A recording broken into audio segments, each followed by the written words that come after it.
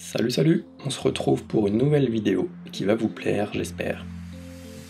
Comment identifier une plante facilement? Quand on est dans son potager, on se demande souvent quelle plante pousse dans notre jardin.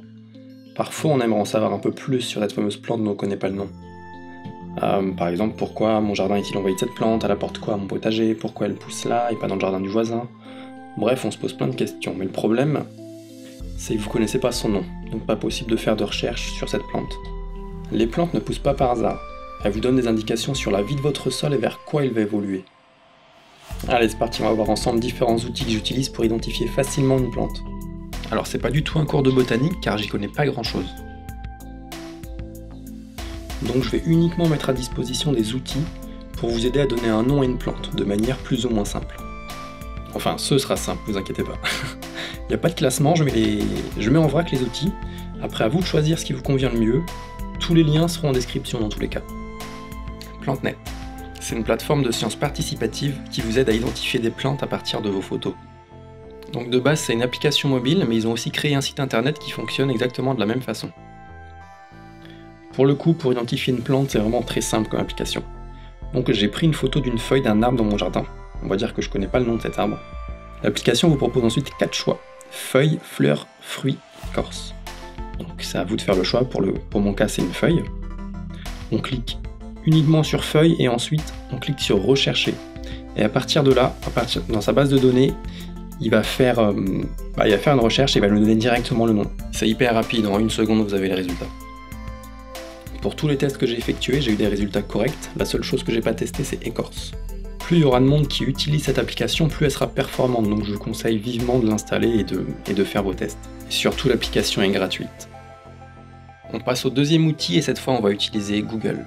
Google est un outil très puissant pour la recherche de photos, un des plus puissants au monde. Et nous on va s'en servir pour identifier une plante. Alors rendez-vous simplement sur google.fr et ensuite suivez ma souris. Faites pause si jamais ça va trop vite, mais je suis allé assez lentement. Une fois que vous êtes sur Google Images, vous cliquez sur le petit icône d'appareil photo. Une petite fenêtre va s'ouvrir et là vous cliquez sur Importer une image. Vous choisissez une photo. Prenez quand même des bonnes photos parce que Google est assez intelligent, mais il lui faut quand même une photo de bonne qualité. Un gros zoom sur une plante, ça passe plutôt bien. On va essayer avec ça. Moi c'est les photos que j'ai prises hier, on va essayer. Donc vous importez l'image et vous avez le résultat. C'est aussi simple que ça. Donc Sénesson de Jacob, je connaissais pas. Ok. Bon, ok, c'est super, on a eu un résultat assez rapidement, mais moi je vous conseille quand même de vérifier ensuite. Donc, à partir des photos que vous avez prises, vous allez vraiment vérifier par rapport aux feuilles, au nombre de pétales, etc., que le résultat est correct, parce que Google peut très bien vous mettre une pâquerette à la place du Sénesson de Jacob, par exemple. Donc c'est vraiment à vous ensuite de faire une deuxième vérification pour confirmer l'identification de la plante. Alors moi pour le coup c'est vraiment la bonne plante, donc il s'est pas trompé. Mais n'oubliez pas que c'est un algorithme, donc Google peut se tromper. Si votre photo est floue, si vous prenez une photo avec un gros plan large où on voit vraiment plein d'autres plantes, il peut vraiment se tromper, donc vérifiez une deuxième fois. Prenez toujours des gros plans de vos plantes, des feuilles, des pétales, de la tige, etc. pour vraiment faire une deuxième vérification.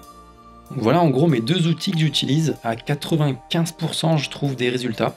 Si je trouve pas de résultats, je vais sur les forums de PlanteNet. Donc ils ont aussi des forums et on peut poster une photo. Donc en général, il y a des gens qui répondent assez rapidement. Voilà, c'est les deux que j'utilise. Mais je vais quand même vous donner une liste de 3 sites qui permettent d'identifier des plantes, même si j'utilise pas beaucoup, parce que les résultats sont bof, je trouve. Mais ils sont là, donc je vous les propose. On commence par plantesauvage.com. Bon, cette fois, je vous fais pas de démo. Chaque site a une petite aide en début, donc il faut bien lire. Et après, vous avez juste à suivre toutes les étapes pour identifier une plante. Personnellement, je les utilise pas beaucoup. Comme je l'ai dit, les résultats sont pas fous pour moi. Enfin, c'est un peu brouillon. Mais ça a fonctionné sur quelques tests que j'ai fait quand même, donc je vous le propose. Ça peut peut-être vous aider si jamais la recherche photo marche pas de votre côté. Ensuite, on passe à quelle-est-cette-plante.fr.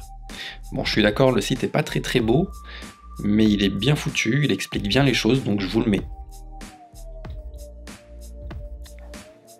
Et pour finir, on passe sur ce site-là. C'est le site d'une université scientifique à Paris, qui propose aussi un système d'identification des végétaux. Et en plus de ça, ils ont un herbier qui est vraiment bien foutu et bien fourni. Donc même si l'identification des végétaux ne marche pas, allez quand même faire un tour sur leur herbier, vous allez apprendre pas mal de choses sur beaucoup de plantes. Voilà, on arrive à la fin de la vidéo. Moi, ce que je voulais, c'était vraiment proposer des outils gratuits et vraiment faciles, accessibles à tout le monde, sans s'y connaître en botanique.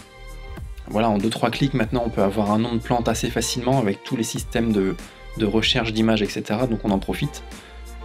Bien sûr, je suis pas rentré dans les détails, la vidéo est assez basique et plutôt simple. On commence doucement, mais peut-être que plus tard, je ferai des vidéos sur l'identification des variétés, des familles, etc. Surtout pour les légumes, mais on n'en est pas encore là. On commence doucement. J'espère que la vidéo vous aura aidé, que vous aurez appris pas mal de petites choses, et on se revoit prochainement. Ciao ciao.